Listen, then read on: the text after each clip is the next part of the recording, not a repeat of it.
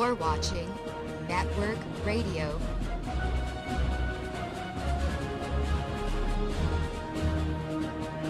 Live from the Media Broadcasting Center. And good evening, everybody. It is November 17th, and you're on another edition of Walking the Talk. I'm your host, Mark Russell, and we've had another pretty full week. We did put out, the Media Broadcast Center put out a special report the other day. It's kind of making the rounds a little bit. You can also catch it on our Facebook page and our new website, MediaBroadcastCenter.com. And the Facebook is still kind of, the group is underneath the We Book Your Show, or Network Radio, which were our old websites. So don't be put off with that. The banner is Media Broadcast Center.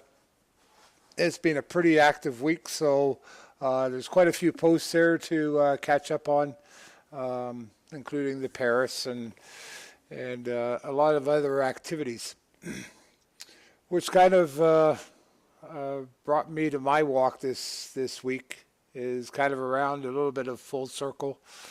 I don't know about everybody out there, but I'm sure by what I've been seeing the last few days, as normal, we're not alone.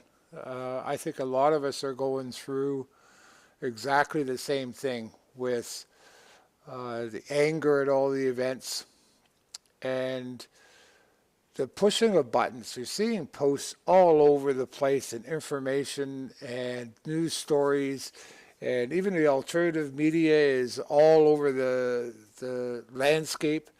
YouTubes are back and forth.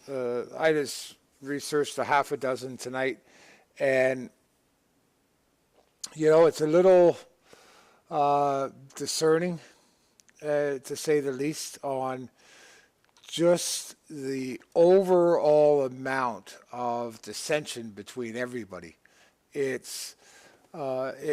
seems like if you're not pushing the emotional buttons of the refugees and not taking anybody and the rest of it, it's just a slam fest out there. Whether even the Paris events were a false flag, or now it's a hoax. So now you have the whole movement, and who knows how many trolls and shills are in there and so forth, and I'm sure it's quite a bit of the agenda in it to keep us divided. But you now have this whole camp of people just berating each other. And as one I was watching this afternoon, and this is another person that's basically throwing in the towel after seeing all the behavior. It's going to be a shame, because people are starting to wake up, and people are starting to search out for more of the information, and I think our audiences are gaining ground all of the time. And this is the behavior that they're getting exposed to now. Obviously the numbers and so forth matter, and it's amazing how you can go to some of the YouTubes and they have 500,000 hits, and the person is like just unknown, and then all of a sudden it's ballistic out of some rhetoric that they're bringing out, and no factual basis at all, but just statements pushing panic and fear and false agendas, and you can just see it right through so easily. And then you're getting the fights and the debates between and all the comments. So I just think it's a shame that these new people that are waking up and are seeking information, this is the type of behavior that they're getting. So I would like to kind of encourage people to really discern their speaking to others. All of us are on these paths, and we're all in different places and different stages of it. And there's a lot of new people every day that see a little bit of post and then go check something out and then start reading comments. And, I remember when I started it, I would do an awful lot of reading the comments and so forth without saying or participating.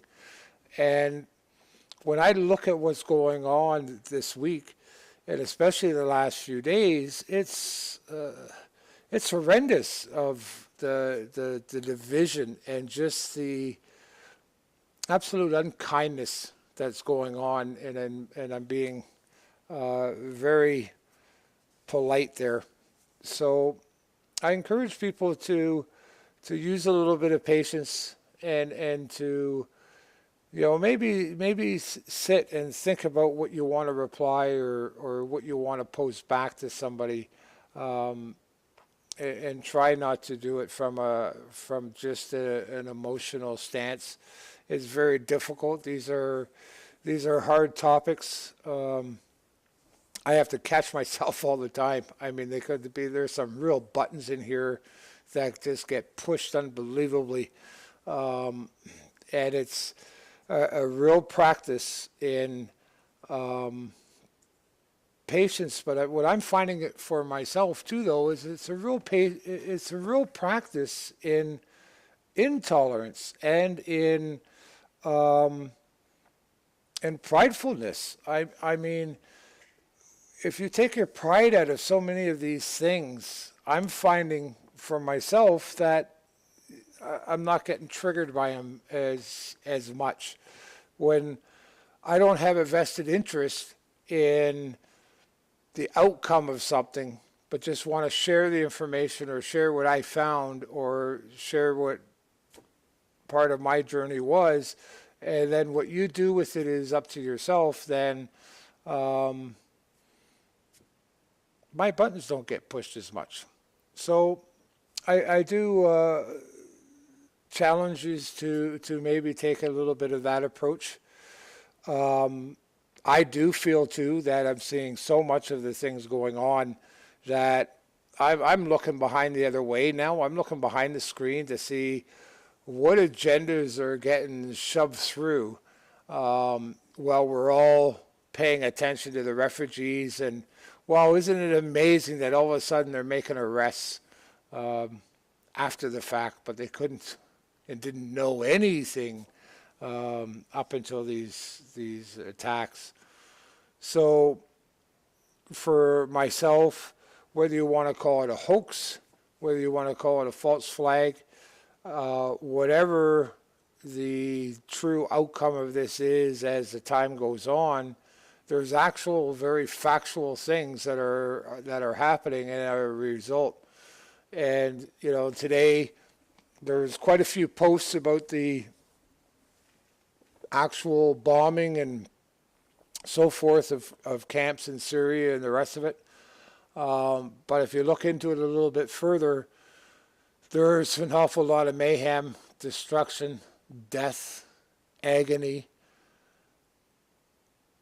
children being slaughtered, people losing their families. There's a lot of the rest of reality behind this war. And we shouldn't be losing sight in this, because the mainstream and the agenda out there is drawing us this way. It's truly disheartening that so many are sucked right into this, and it's just up at another level in the game.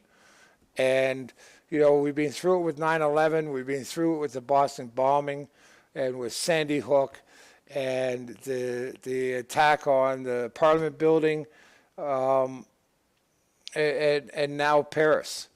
And then now we're getting, okay, now there's a release of 25 cities in the States. Like, how far is this script going to keep on going, and we allow ourselves to participate in their game? Because it still does come down to it. If we're not participating in it, they're kind of powerless over it. And by participation, I don't mean that we don't pay attention, but we don't get sucked into it either. We don't get sucked into the whole raw. All of a sudden, we're changing our profile pictures to Paris and slamming everything to do with Muslims and everything to do with every single refugee that's out there. The last I knew, I didn't hear of ISIS being some million strong, and or even some 250,000 strong, where this is the kind of exodus that you're seeing through Europe and everywhere else. Now, I also do believe in our security of home and taking care of our own, and fully aware of some of the concerns that many are putting out there, and rightfully so. And in that line, I'm a little bit along with Trump's statement at the end of last week, over the weekend there, where, you know what, you can make a safe zone, and you can accomplish the needs of the refugees without having to flood any part of North America or any district with them, without checks, without backgrounds, without the facilities, without the huge problems that's going to come along with. I know for most of the data out there and everything else, there's enough homeless out on the street and enough people on food stamps and enough people without a job and any way of sustaining themselves, and healthcare systems in crisis. How is an influx of 25, 10,000, 50,000 refugees going to be handled? So there's a lot of these logistics and so forth that can be already handled over there, where they're out of harm's way. As one immigration lawyer in Canada spoke out, that we can provide the aid and we can provide the help, and we can be compassionate. It doesn't mean we have to throw all caution to the wind and all reasonability to the wind either. So in that kind of stance, that's where I'm leaning to.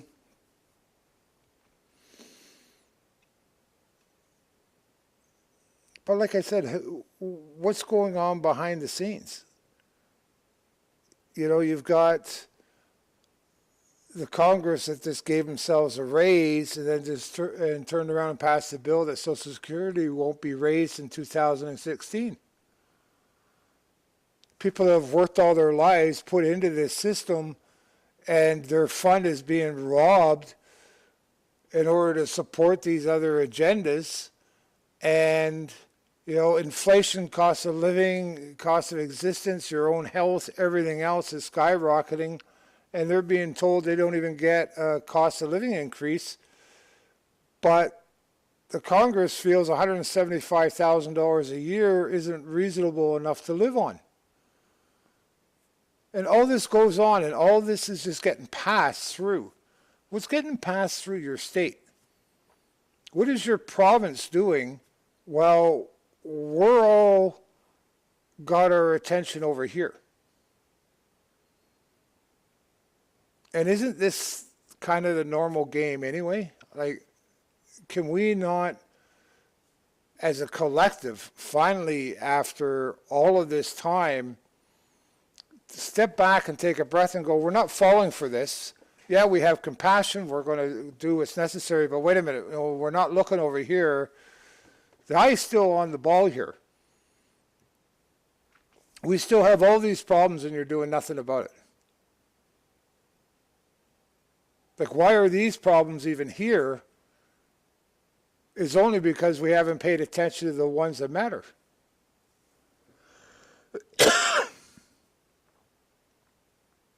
As long as we still have this banking system, and as long as we still have this governmental system that has taken us over,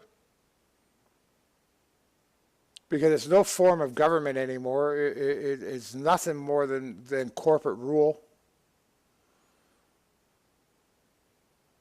None of these agendas that we're talking about, and we want to be compassionate, we want to fulfill these things, none of these things are possible. You know, and I know I sound like a broken record. I've been saying it for over a year now, and it just keeps on resonating harder and harder with me each passing month, because more and more of these agendas are happening. There is no solving chemtrails. You have no power to do it. You have no ability. I don't care if you got 50 million people that take to the street. You're not going to stop the planes. You don't control the money purse.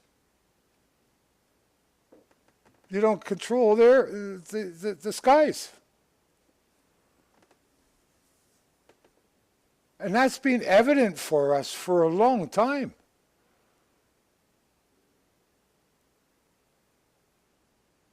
First World War, Second World War, and we still haven't got it? And these are only within sight of a lot of our generations. Grandparents and so forth. Excuse me.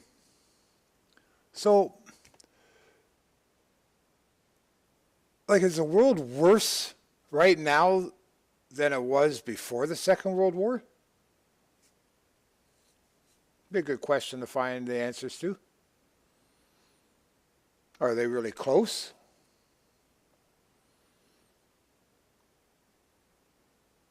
Or didn't people know then that you were on the brink of a Second World War? Just like I'm sure we know now, we're on the brink of a Third World War if we're not actually in one.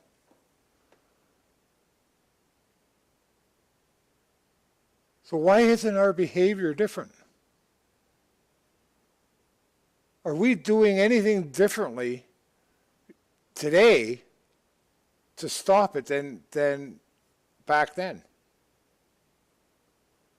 Have we created different systems?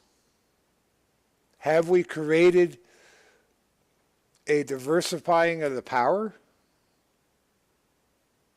Do we have more rights now that we actually speak up and heard and they matter than we did back then?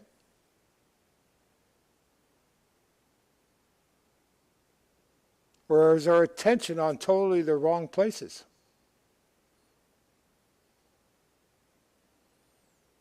So good questions for us to keep on looking at. I did want to share a couple of things. One of the things I came across yesterday, and I do this much more as in my overall journey here, that I keep trying to grow and find more answers and more points of view and so forth. This is one site and one speaker that I check in with quite regularly. He's, in my opinion, absolutely brilliant. And, you know, it does have the absolute follower of Christ, discipleship of Christ side of it. But I think if you give it a chance and take a listen, you're going to be so surprised at not only the message but the delivery, and I so admire the talent and the blessings that this gentleman has in the way that he can express himself and express the idea across. But I watched this yesterday with When God Says No, and it was so prevalent for what's going on today and what's happening around us. But more important, what I found is it was very prevalent in the emotional triggers and the fear factors and seeing what everybody else is going through around and the dissension about things. and the actual reactions that we have. I've shared it to a few close people over the last day or so, and some of faith and some absolutely of not. And the same feedback came back from me on just how prevalent of a message this was, and how much it actually impacted them. So I was very pleased to be able to share that with them, and again, so glad for Eric's work. I will put a link for that on the archives of the show. But I encourage people to take a look at it, and it's an amazing tool to go back to every once in a while and really get some different perspective out of things than just the fear mongering that's so prevalent around us right now. So the other big notable thing right now I've seen too is I posted it yesterday, and at that time just Texas has still stood up. A couple of other states were shortly behind that with refusal of the refugees. I posted that article out there and said, this could end up becoming a trend. Late last night it was up to 14. Today it's around 30. I just posted on our page the update of that, but I also kind of wanted to add into there, this is really great. This is good in one aspect, as in the states are starting to stand up to the federal. Hopefully that's going to be a little bit of a trend here too, that the states actually get to stand up and take some of their power back and put the Fed back in their place where they've overstepped and don't belong, if they belong in the country whatsoever, which would be another whole discussion and battle, but at least this is a start.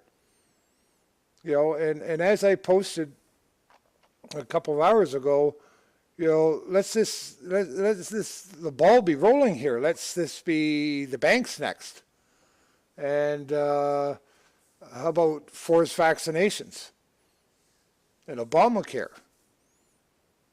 And maybe the people can start getting back into their actual state and local politics and provincial politics and take back their communities where it belongs.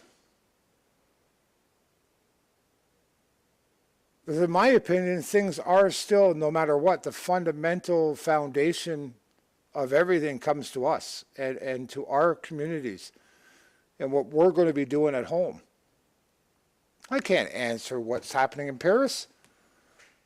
What are we going to actually do about chemtrails other than share the knowledge and pull it up? We have absolutely no power to do anything.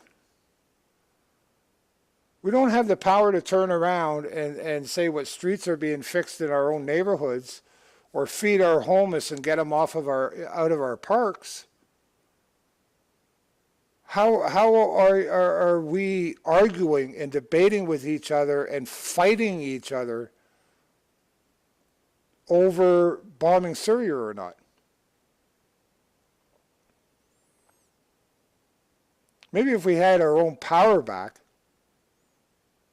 and stop giving it to everybody else, that they just go and do whatever they want to do, we wouldn't even have that problem. The problem wouldn't even exist.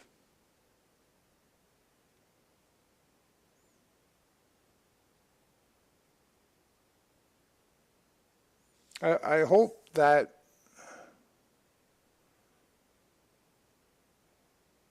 we start recognizing the root of things, the foundations of things. Because until we change them, nothing else is going to change. Just in closing, of course, my one of our more very familiar people had released a video today as well. And again, Mr. O'Keefe is a brilliant speaker. I'll kind of move this down a little bit so we can get a better cut out of it. He is an absolute brilliant speaker, and his talking points are so correct in the overall level of things. In closing, I'd like to run it. It's about 9 minutes. I'll leave the description is there for the channel, and hopefully we can discern some of this information and actually start making some tangible difference in our personal lives, and tackle some of these things so that maybe some of these bigger problems we can actually get a handle on.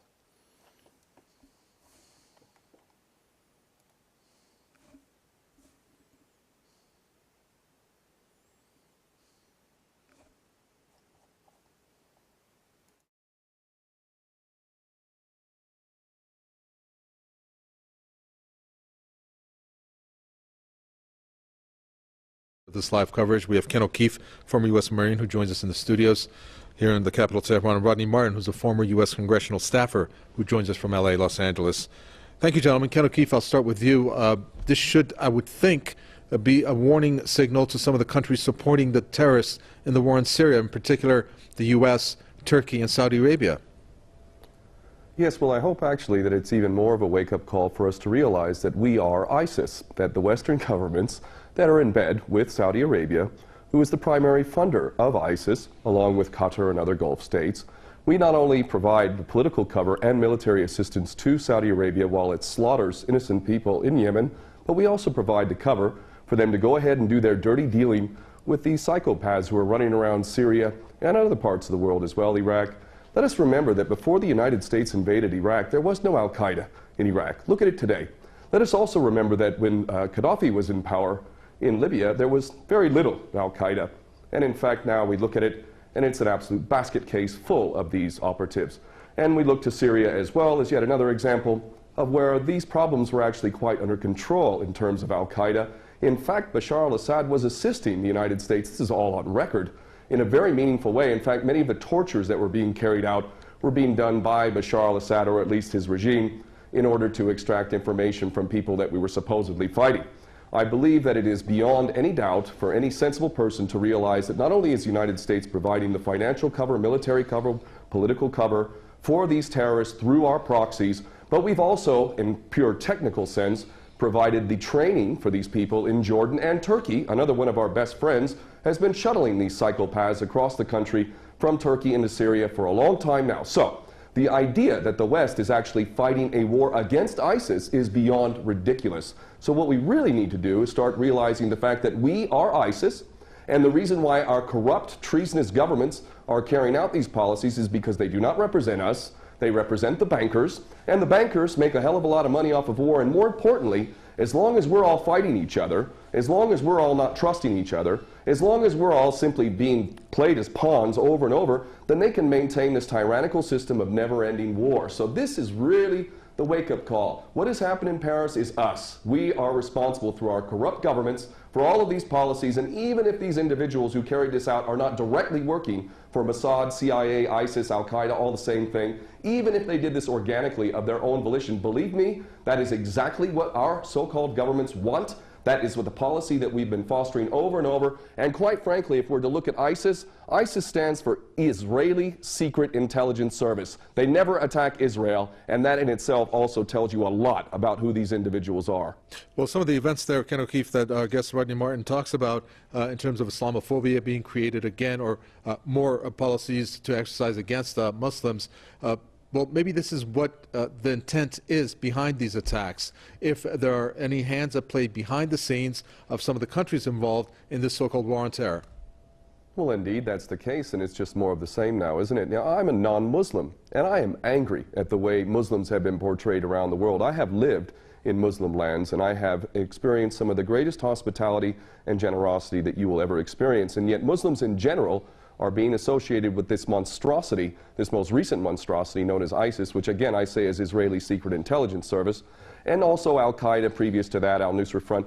All of these things are intended to smear Islam as a whole, 1.8 billion people on this planet, to associate them with this sort of madness, when in fact it is us in the West that are creating this stuff, funding it, very much protecting it. In fact, America has been providing air cover to these psychopaths in Syria and Iraq largely, and we see that when Russia comes in and actually does something constructive, look how long many of these men are shaving their beards and running off with their heads, tails between their legs. It is really, really, really disgusting that people have been conned into thinking that Muslims have anything to do with this. And let us harken back to the original incident which has caused this madness known as the War on Terror. The so-called 19 hijackers in Osama bin Laden is one of the greatest fairy stories ever created. The idea that this man in a cave in Afghanistan on dialysis was masterminding this incredible operation in the United States with 19 so-called hijackers wielding box cutters, Mohammed Atta among them, snorting cocaine and hanging out with strippers in Florida, that these people are responsible for this event in defiance of the greatest military machine in the history of mankind, never mind all of the evidence that's come forward that makes the official version of 9/11 beyond ridiculous. Muslims did not carry out 9/11. In fact, those who blame the Muslims, primarily the Jewish supremacist Zionist-controlled media of America and the government which is controlled by these Jewish supremacist Zionists in America, all of them parrot the same ridiculous, tired old line that Muslims are responsible. And this is an agenda which is intended to create a clash of civilizations. And if we are smart as people, we're going to see the agenda for what it is, and we're going to realize that those who are collaborating in this agenda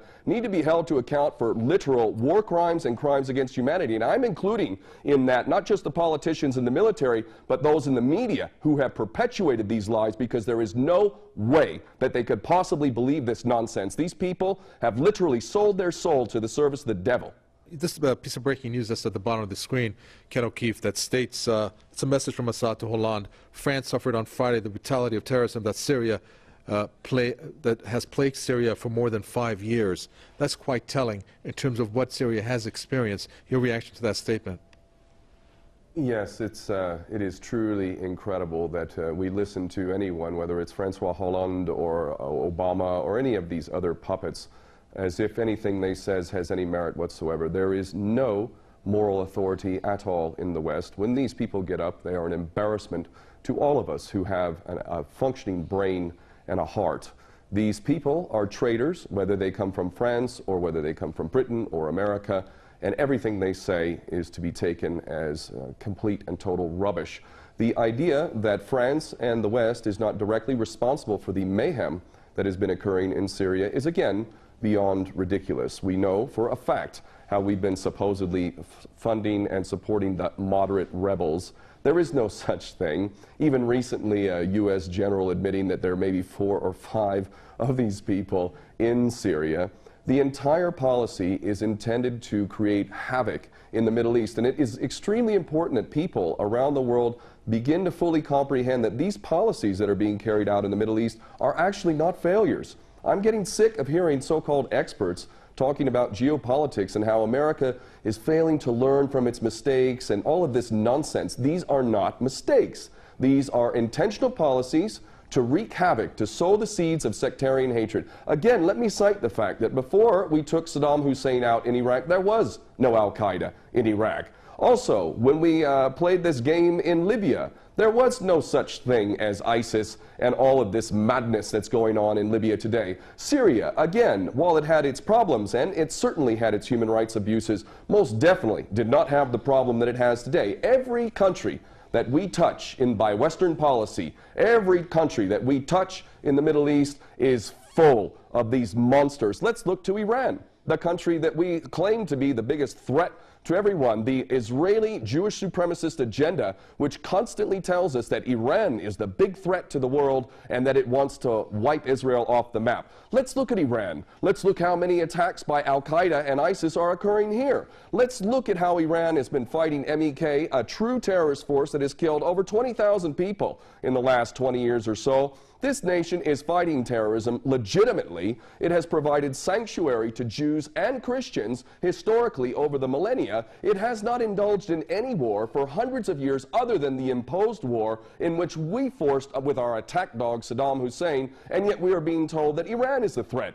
Here I sit in Tehran, and I can tell you the threat from ISIS is next to none. And the reason why is because Iran is not a player in this nasty game in which Saudi Arabia, Qatar, other Gulf states, Turkey, Jordan, ourselves, Britain, France, all fund, train, support, and ultimately are responsible for these monsters running around in their latest branded name, ISIS, which I will repeat a third time stands for Israeli Secret Intelligence Service. We're going to end it there. Thank you so much for that. That's Ken O'Keefe, former U.S. Marine, here in the studios with his statements.